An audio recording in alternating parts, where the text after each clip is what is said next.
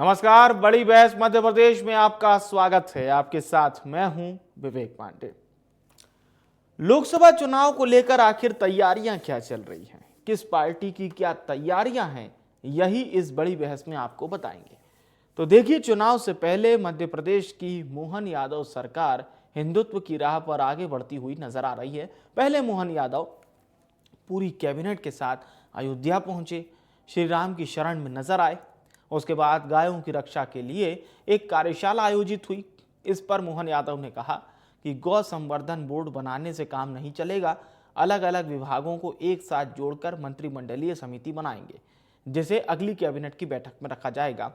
इसके जरिए बताया ये गया कि अभी गौशालाओं को 20 रुपये मिलते हैं, उसे डबल कर दिया जाएगा, यानी कि 40 रुपये दिए जाएंगे। इसे समय पर दिलवाएंगे, इसमें लंबा गैप नहीं होगा। पंचायत को प्रेरित करेंगे, भूसा काटने की मशीन और अन्य संसाधनों के लिए अनुदान देंगे। फिर उन्होंने बताया कि जहां जहां चरनोई है वहां से हम अतिक्रमण हटाएंगे। प्रति 50 किलोमीटर टोल एजेंसी के अनुबंध के अनुसार हाइड्रोलिक कैटल लिफ्टिंग वाहन की व्यवस्था करेंगे, यानी कि अगर घायल अवस्था में पशुओं की लिफ्टिंग करवानी हो तो इसके लिए पूरी तैयारी पहले से रहे। अब सीएम ने कहा कि चैत्र पड़वा से नया वर्ष गौवंश रक्षा वंश के रूप में हम मनाएंगे। आज चित्रकूट में राम वन पथ गमन परियोजना को लेकर कई सारे भूमि पूजन और शिलान्यास भी किए गए। इस कार्यक्रम में पीएम मोदी भी शामिल हुए और चित्रकूट को लेकर अपनी बात कही। वहीं दूसरी तरफ धर्म की राह पर आगे बढ़ती मोहन यादव सरकार पर तंज कसते हुए कांग्रेस कह रही है कि विकास की चिंता बीजेपी को नहीं है और राम वन पथ गमन और गायों की सुरक्षा के लिए योजनाएं तो कांग्रेस ने शुरू करवाई थी। इसी मुद्दे पर आज विस्तार से बातचीत होगी। कुछ मेहमानों को आपके साथ जोड़ेंगे। पहले पूरी बयानबाजी सुन लीजिए, किस तरह से ये तमाम बयानबाजी शुरू हुई। मैं आज के अवसर पर अपनी ओर से चित्रकूट सहित पूरे सतना जिले के सभी नागरिकों को और धार्मिक पर्यटन के सभी केंद्रों को पूरे प्रदेश के हमने तय किया। माननीय प्रभात जी भाई साहब, हमारे देवस्थान को लेकर के सरकार एक उप मंत्रिमंडलीय स्तरीय समिति बना रही है। अभी केवल धर्मस्व मंत्री उसकी चिंता करते हैं। धर्मस्व मंत्री रहेंगे, लेकिन जहां देवस्थान है वो देवस्थान, मान लो मंदिर के बाहर सड़क बनाना है, अब वो नगर में है तो नगरीय निकाय उसमें आ जाएगा, ग्रामीण है तो ग्रामीण पंचायत वाले आ जाएंगे। तो हमारा फर्ज बनता है कि मंदिर के साथ दोनों विभाग क्यों नहीं जोड़ना चाहिए। इसी प्रकार से वो धर्मस्व की जमीन होगी, राजस्व की जमीन होगी, राजस्व मंत्री भी जोड़ रहे हैं, धर्मस्व मंत्री भी जोड़ रहे हैं। फिर देवस्थान, जैसे उदाहरण के लिए अब ये चित्रकूट धाम में भगवान के पोशाक, भगवान के वाघे, भगवान से जुड़े हुए ऐसे कई सारे अब ये वस्त्र जो बनाते हैं वो मथुरा से बन के आते हैं। अरे भाई, चित्रकूट में क्यों नहीं बनना चाहिए? लोगों को रोजगार मिलेगा। भगवान के मूर्तियां जयपुर से खरीदने जाते हैं, वो मध्य प्रदेश में ऐसे देवस्थान में क्यों नहीं बनना चाहिए? ये सारे ग्रामोद्योग, कुटीरोद्योग के माध्यम से उसके मंत्री को भी जोड़ रहे हैं।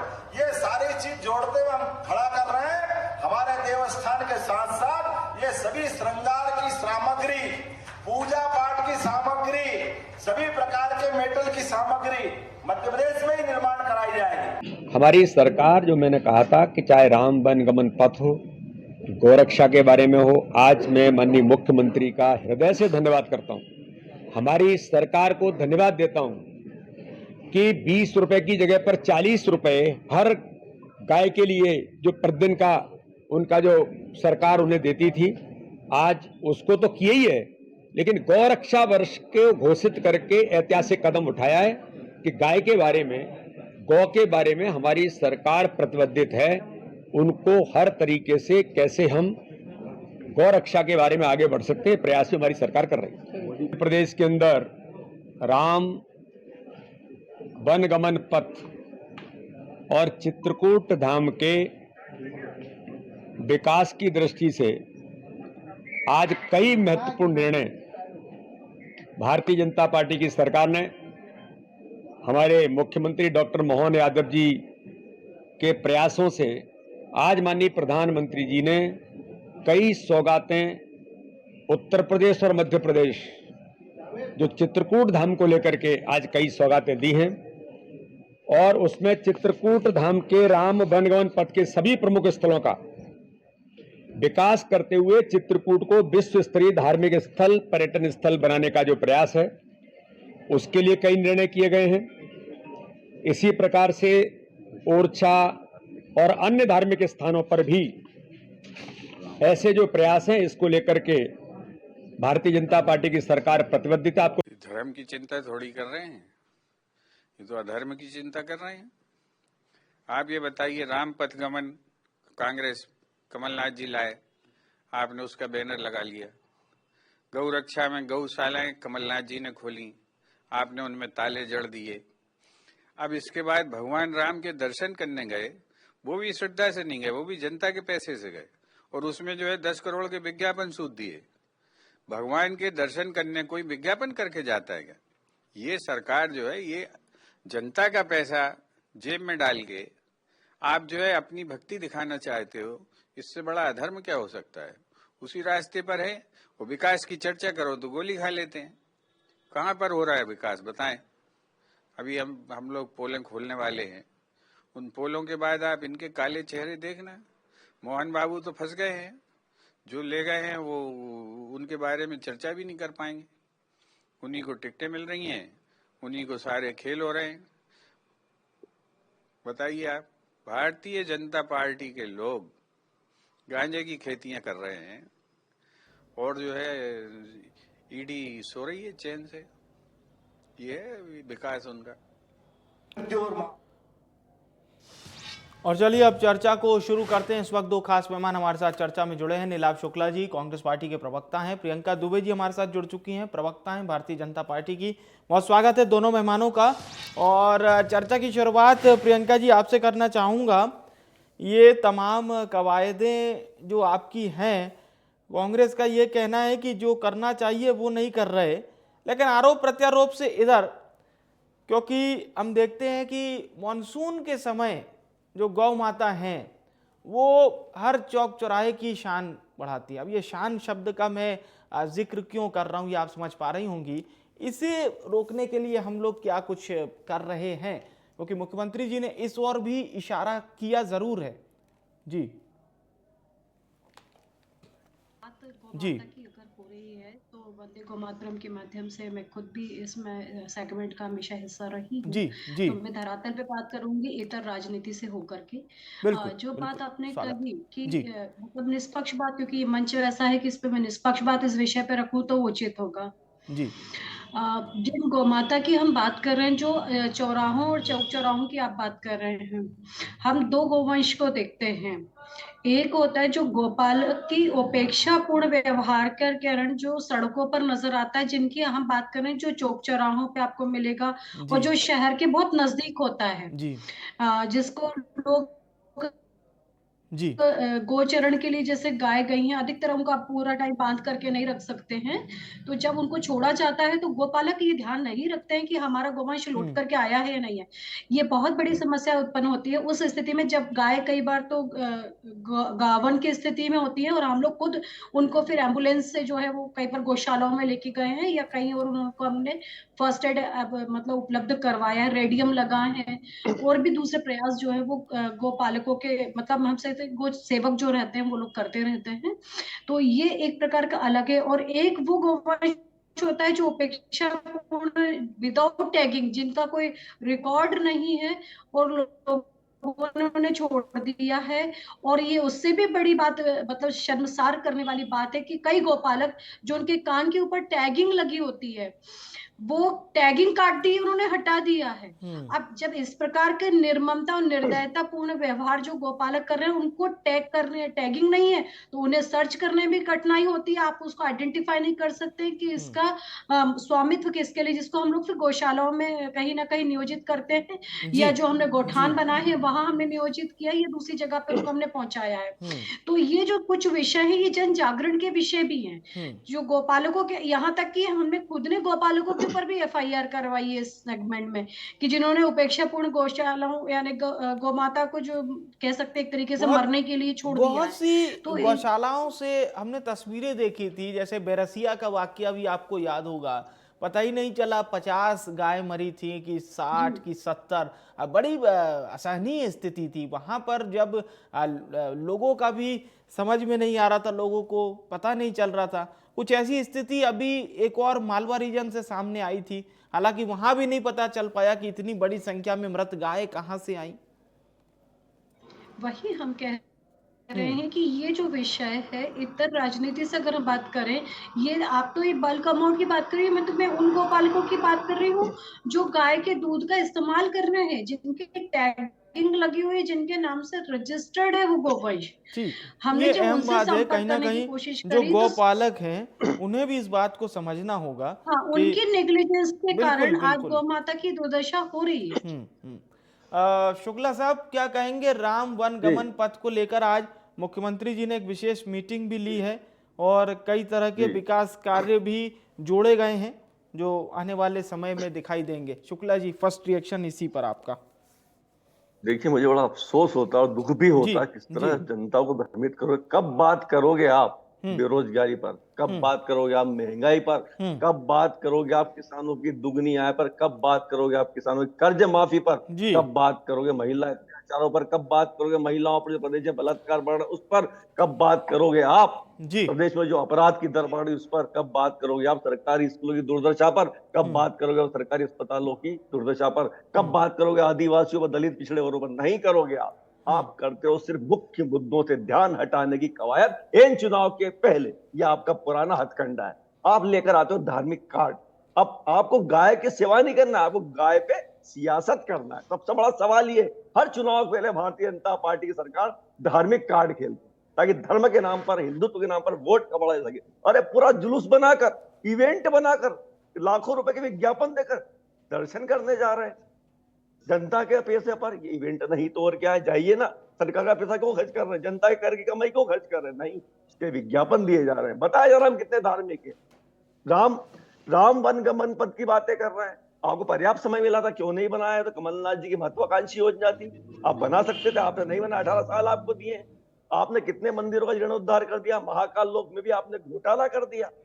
और आपने परशुराम लोक की बात भी की थी जाना पाओ में, तो वहां पे सब तरह के छात्रावास की बात भी की थी, वो तो कुछ नहीं हुआ। शिवराज जी घोषणा आज तक पूर्ण नहीं। तो आप सिर्फ धार्मिक कार्ड खेलते हैं लोगों को भ्रमित करने के लिए इन चुनाव के पहले। अब मैं गो कैबिनेट, आपने गो कैबिनेट बनाई, बताइए गो कैबिनेट बना के सरकार भूल गई। एक बड़े पेपर के फ्रंट की न्यूज आई है दैनिक भास्कर में कि 2.5 साल में सिर्फ एक बैठक की गो कैबिनेट में। 1 लाख गाय गोवंश सड़कों पर है। कई गौशालाओं में गाय को खाने को नहीं, गायों की हालत जर्जर हो रही। बेरासिया की बात तो आप कर ही चुके। भाजपा नेत्री जो गौशाला चलाती थी, वहां पे गाय की अस्थि कंकाल मिले। तो इस तरह की घटनाएं लगातार होती जा रही है। आप दीव दया संस्था, सबसे बड़ी संस्था थी गौशाला की, वहां पर कई गाय गायब हो गई। मुझे ये बताएं, आप इस तरह का धार्मिक कार्ड खेलते हैं, लोगों को भ्रमित करते हैं। विषयों पर कब बात करेंगे आप? अब विषयों पर कब बात करेंगे? सरकार अब ने हर बार वही कार्ड लेकर आ जाते। सरकार ने 20 अब रुपए की राशि को 40 रुपए कर दिया है प्रति गाय पर। आपको गो सेवा नहीं करना है, आपको स्पष्ट रूप से गाय पर सियासत करना है। यह आपका चरित्र है, यही आपका चरित्र है। आपको गौशालाओं की रक्षा नहीं करना है, गाय को उचित नहीं देना। हाँ, गोवंश जवाब ले लेते हैं आपकी बात पर। गोवंश सड़कों पर है, गाय गौशाला में भूखी मर रही, उसको अनुदान नहीं प्रियंका जी से जवाब ले लेते हैं। आप बात नहीं करेंगे। क्या कहेंगी प्रियंका जी? कांग्रेस यही कह रही है साहब, सिर्फ वोट लेना है, गौ माता के नाम पर भी मिले तो भी अच्छा है। देखिए, जितनी आज ये पीड़ा के साथ ही इस बात को रख रहे हैं, अगर इस पीड़ा को हमारे भाई साहब, अगर इस पीड़ा को सच में समझ रहे होते हैं, तो मैं कहती हूँ कि ईमानदारी से आप बताइएगा, जब बीफ ईटिंग को इतना ज्यादा आपके नेता लोग इतना प्रमोट कर रहे थे, तब आपकी सरकार ने एक बार भी मुंह क्यों नहीं खोला? आप ही के नेता जब चौराहों पे गौ माता को काट रहे थे निर्दयता से, है ना, हम तो जो आप बात कर रहे हैं, मैंने आपसे क्या, मैंने गौ माता के ऊपर इतर होकर के बात करी थी राजनीति से। ठीक है, चाहती तो मैं इनकी तरह फालतू के डेटा बात रख सकती थी, परंतु आप भी मुझे बताइए ईमानदारी से पांडे जी कि इन्होंने कभी, इनके किसी भी नेता ने बीफ ईटिंग के खिलाफ एक भी शब्द बोला हो? तो गौ माता को जब चौराहे पे काट के इनके नेताओं ने उसका प्रोपेगेंडा किया, तब इनके एक भी नेता ने आकर के उस चीज का विरोध किया हो? तो आज आप लोग कहेंगे मैं वो चीज हार जाऊंगी, लेकिन नीलाभ जी भाई साहब इस चीज को स्वीकार करें कि बी फीडिंग को प्रमोट करने में ये लोग लगे हुए थे, और आज लोग ये बात करते हैं कि गौ माता के लिए ये लोगों ने कुछ किया है। ये किया था आपने, कत्ल खाने पहुंचाने का काम किया आप लोगों ने, चोरी से तस्करी कराने का काम किया आपने, और तो और मारना तो ठीक है, जो चोरी छुपे आप मार रहे थे, आपने तो चौराहों पे कटवा दी गौ माता। और आज आप लोग बात करते हैं कि आप लोगों ने गौशालाओं को खुलवाने का काम किया, गौशालाओं के लिए आप लोगों ने सेवा का काम किया। कहीं तो झूठ बोलने में आप लोग शर्माइए, कहीं तो राजनीति से इतर होकर के निष्पक्ष बात किया करिए। आप लोग हमें कहते हैं कि हमने धर्म की राजनीति करी, हमने कभी धर्म की राजनीति नहीं करी। हमने जो अपने एजेंडे तय करे, जिसको हम कहते हैं कि माननीय मोदी जी की गारंटी, मतलब गारंटी पे गारंटी। हमने शुरू से कहा, हमने राम रथ यात्रा निकाली और हमने श्री राम जी का मंदिर आज जब बना तो उस उत्सव को हमने सेलिब्रेट किया, और हम कहते हैं कि ये तो धर्म ततो जय, और हम धर्म की राजनीति नहीं करते, हम धर्म संगत राजनीति करते हैं और करेंगे। प्रियंका जी, कांग्रेस ये कह रही है कि राम वन गमन पथ के लिए हमारी सरकार के समय काम हुआ था, जितना हम कर सकते थे हमने किया, बीजेपी उसे आगे ही नहीं बढ़ा पाई। जो लोग राम को काल्पनिक बताते थे वो राम के लिए काम करेंगे? इस बात पे आप विश्वास करते हैं भाई साहब? आप ही बताइए। जिन लोगों ने कभी राम और राम के आदर्शों, राम को ही नहीं माना तो राम जी के आदर्शों को क्या मानेंगे? खुद इनके प्रवक्ता कहते थे कि अब ये जो है वो राम को मानने वाली कांग्रेस नहीं रह गई, ये नेहरू जी की कांग्रेस होगी। ये मैं नहीं कह रही हूँ, इन्हीं के राष्ट्रीय प्रवक्ता कहते थे, जिनको इन्होंने हटा दिया। तो ये मैं नहीं कह रही हूँ। चलिए, ये लोग तो खुद विचार करें कि इनकी पार्टी समय भी बढ़ रहा है। मैं नीलाभ जी से एक अंतिम प्रतिक्रिया भी आपकी बात पे ले लेता हूँ। जी शुक्ला जी, क्या बोलेंगे? मेरी भाजपा की प्रवक्ता बहन से बोलूंगा, पढ़ कर आया कीजिए जब डिबेट करने आए। बीफ को भारतीय राजनीति का मुद्दा बनाने भारतीय जनता पार्टी सर्वाधिक आरटीआई में निकला। आरटीआई में जो भी बात करता हूँ पढ़ के ऑथेंटिक करता हूँ, जमानी जमा खर्चा नहीं करता हूँ आप लोगों की तरह। आरटीआई में निकला सबसे ज्यादा जो स्लाटर हाउस है भारतीय जनता पार्टी की जो शासित प्रदेश है वहां पर है सर्वाधिक निर्यात करने, सर्वाधिक में आपको आरटीआई की रिपोर्ट पर्याप्त समय दिया गया। सर्वाधिक सर्वाधिक निर्यात करने वाला देश भारत है। सर्वाधिक मांस निर्यात करने वाला चौराहे पे आपके सांसद विधायक जवाब हो जाने दीजिए। आपने बी फीडिंग को प्रमोट किया या नहीं किया? आपने टेम्परिंग वीडियोस चलाए या नहीं चलाए? आप ये बताइए, आप लोग गुलाबी क्रांति लाना चाहते थे अथवा नहीं लाना चाहते थे? आप इसकी बात कहिए। आप पिंक एवोल्यूशन के पीछे पड़े थे अथवा नहीं पड़े थे? आप इसकी बात आपके सामने मैंने परोस दी। आप लोगों ने तो इसको नेशनल इंटरनेशनल विषय बनाया। पिंक आप बौखला रही है। अब विषय में बात करना नहीं चलिए ठीक है, डॉक्यूमेंट्स में खेलने का काम है। ठीक है, आप पढ़ती नहीं है, आप बकवास कर रही है, बेइज्जती कर रही है। नहीं ठीक है। अब देखिए, आरटीआई के तहत आप लोग मिस इंटरप्रेट करना बंद करिए, मुद्दे की बात करिए। सर्वाधिक निर्यात करने वाला देश भारत है। आरटीआई। चलिए, अब मैं धन्यवाद करूंगा आप दोनों महानुभाव का। प्रियंका जी, नीलाभ जी, बहुत बहुत शुक्रिया हमारे साथ बड़ी बहस का हिस्सा बनने के लिए। देखिए, चर्चाएं ऐसी ही होती हैं, शुरुआत इनकी बड़ी साधारण होती है, लेकिन फिर चर्चाएं ओवरलैप हो जाती हैं, एक के ऊपर एक जैसी कई बार दिशा। खैर, वापस लौटते हैं। आज की चर्चा में हुआ क्या? राम वन गमन पथ को लेकर सरकार ने बड़ी सौगात दी। इसके साथ ही साथ बीते दिनों मुख्यमंत्री डॉक्टर मोहन यादव ने इस बात का ऐलान कर दिया कि गौ माता के लिए हमारी सरकार पूरी तरह से संवेदनशील है, और बहुत सारी घोषणाएं उन्होंने कर दी, जिसको अमली जामा पहनाने के लिए उन्होंने अधिकारियों को भी बोल दिया। अब इस पर कांग्रेस ने चुटकी ली। कांग्रेस ने कहा कि ये तो चुनाव में सिर्फ गौ माता की बात करने वाली पार्टी है, हिंदुत्व का चोला ओढ़ने वाली पार्टी है, ये पार्टी जमीन पर कुछ भी नहीं करती है। हालांकि अब लोकसभा चुनाव को लेकर योजनाएं लाई जा रही हैं, या फिर वाकई में गौ माता के लिए सही में कुछ कल्याण वाली जो बातें हो रही हैं, इसका कितना असर जमीन पर देखने को मिलेगा, यानी कि आधारभूत तरीके से देखने को मिलेगा, और गौशाला में क्या गौ माता भी मुस्कुराएंगी? यही सवाल आज की इस बड़ी बहस का रहेगा।